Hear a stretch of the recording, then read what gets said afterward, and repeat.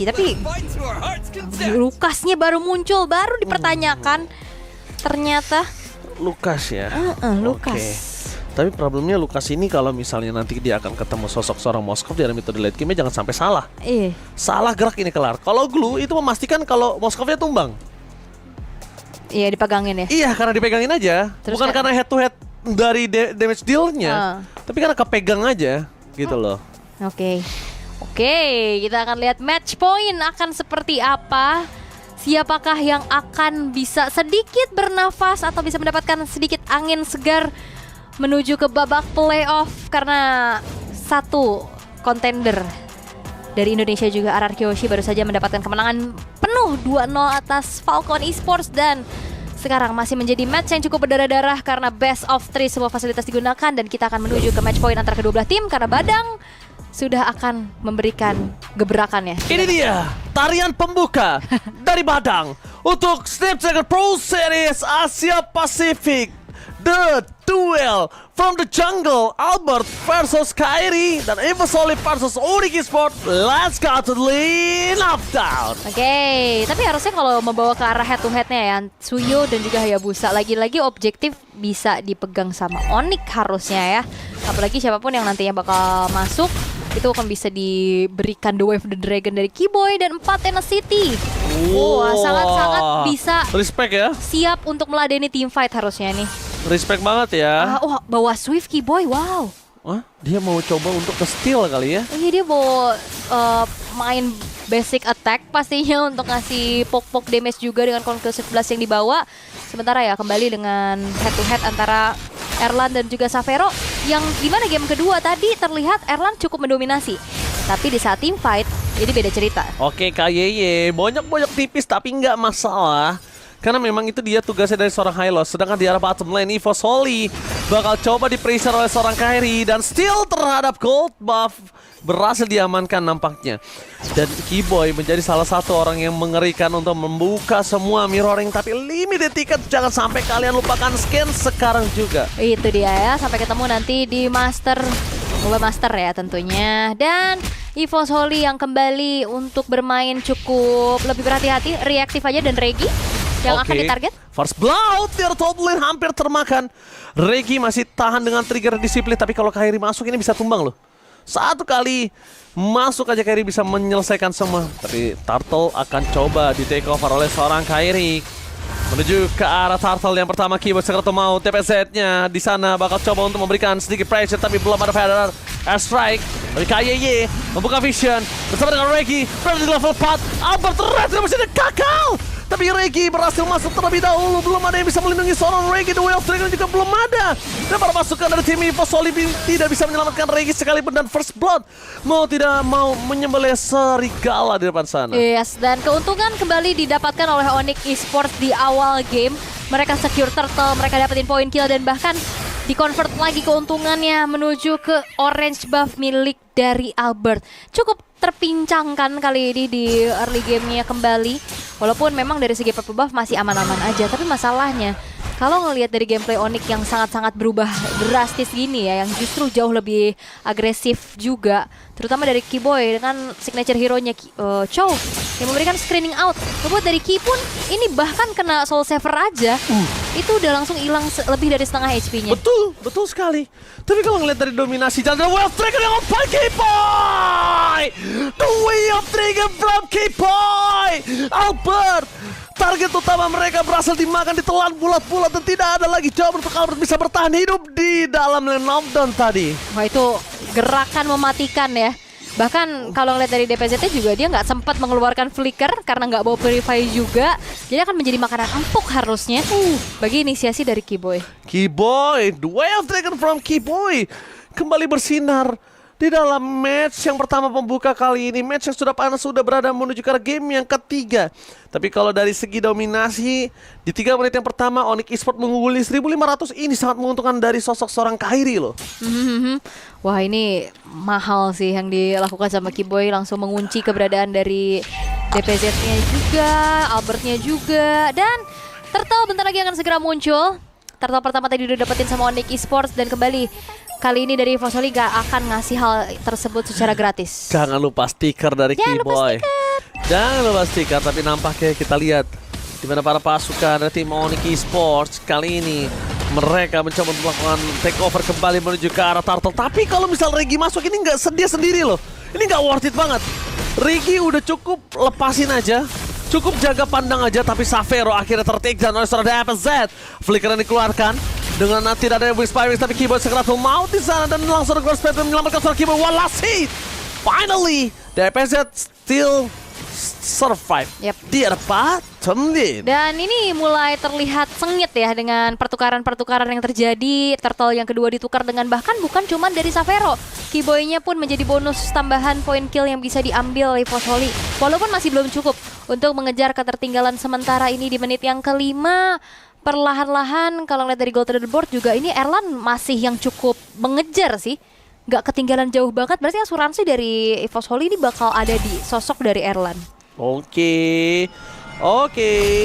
Tapi nampaknya di sana kayak Hampir. Iya, untuk mereka nggak dengar saya ngomong apa ya.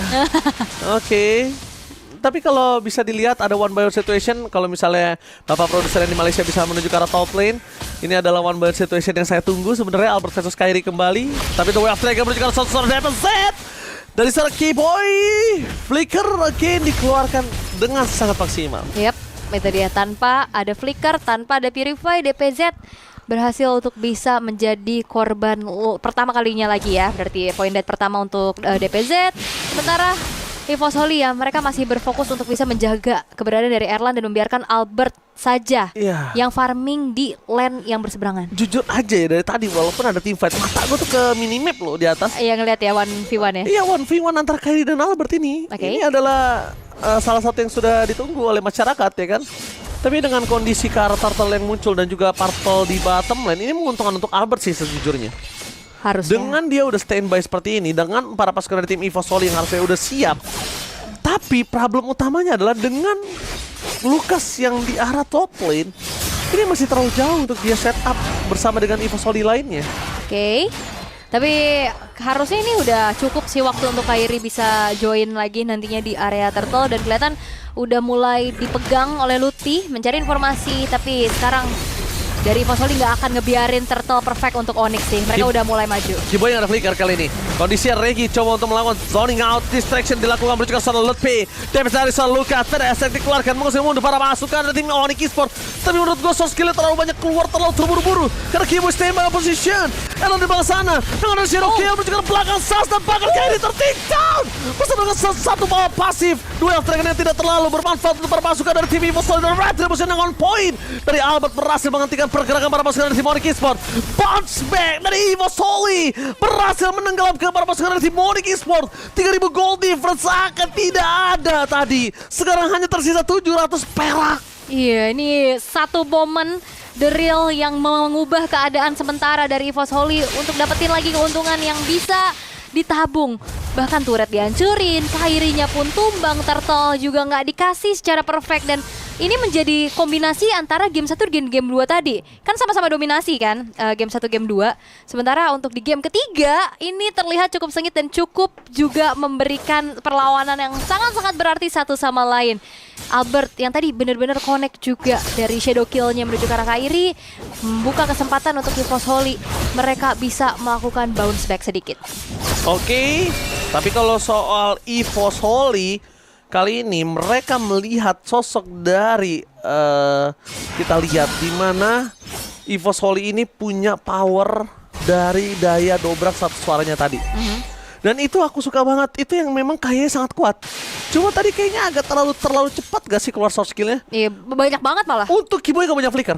Catatannya itu loh, kalau Keyboy punya flicker mungkin DPZ itu ke kick, dimakan, dan ini dia The Sleep Tizzy, Raja Marksman dari EVOS. Ini dia chapter yang berhasil pernah mendapatkan juara M1 dengan EVOS Legends dulunya ya. Oh, lagi makan dulu. Selamat makan EVOS Sleep Tizzy. Iya, Matt makan. Selamat makan. Udah bukan Bapak Assassin lagi. Bukan, King M1 dia. King M1 bukan. King Marksman. King Marksman ya, oke boleh. Oke, tapi mereka akan memperebutkan satu netral objektif nih. Oke. Dan Lord bentar lagi juga bakal muncul. Dan EVOS-Holy ini udah mulai berbondong-bondong untuk dapetin posisi yang lebih enak di area dari Lordnya. Lane jauh yang udah mulai dimenangkan nih sama EVOS Holy, membiarkan dari Xavero yang pegang dulu, berharap si Spear of Destruction nanti nyangkut. Well taken. Dengan seorang DPZ tapi ternyata masuk ke dalam bus itu keputusan yang salah, tapi lihat di arah belakang sana Reggie. Zoning out pun terjadi. Vengeance Saturday for this time. Kairi terlihat satu buah damage langsung menghilangkan seorang Reggie. Tapi Keyboy ditukar dengan Reggie is not worth it at all. Wah, ini Keyboy tuker Reggie dan Lutfi. Oke, Lutfi akan coba dimakan, tapi lihat ternyata Xavero berhasil menancapkan Albert dan kali ini Shadow Kill mendapatkan 1 poin kill. Menuju ke arah belakang, tidak ada lagi Concero di belakang sana. Erlan versus everybody, double kill dapatkan oleh seorang Suns. Dan tidak ada lagi pembukuan. Erlan ter-take down. Dan lagi-laginya Xavero berhasil menancapkan 1 orang ke tembok. Triple kill from Gelasan. Wah, tapi Xavero mahal banget sih dari tadi. Spear of Misery-nya berkali-kali ngebuat dari Albert patah, dan bahkan tadi juga Erlan akhirnya tertancap tanpa adanya Purify, dan kali ini menjadi kesempatan untuk Onyx dan Wild Dragon lagi. Alright, langsung hilang begitu saja. Shadow Kill tidak akan bisa terlalu lama di depan sana, dan bahkan Lord di tangan dari Kairi. Seperti pertanyaan Al sebelum game ini mulai, apakah akan dikit alot? Yes, alot, tapi ternyata jadi kenyataan Ul. Iya ya, kayak gabungan game 1 game 2 ya. Iya, gabungan game 1 game 2 nampaknya ya. Yang satu dominasi, dan sekarang sama-sama ngotot pastinya untuk dapetin kemenangan. Dan momen yang tadi sempat dipegang sama EVOS Holy dipatahkan lagi nih, dipegang balik oleh Onyx Esports dengan momentum demi momentum, apalagi targeting dari Keyboy selalu menuju ke arah DPZ. Oke. Tapi melihat ke arah EVOS Holy di sini, mereka bisa bawa game ini ke arah late game. Sedangkan Onyx Esports mereka jangan sampai terlalu late game mainnya. Kita udah melihat di mana tim fight yang besar tadi loh. Ya, dan Reggie seperti kayak jadi nanggung ya sekarang. Iya. Mau jadi badan nggak ada. Nggak bisa. Mau ngasih damage tadi juga. Nggak bisa juga. Bisa juga.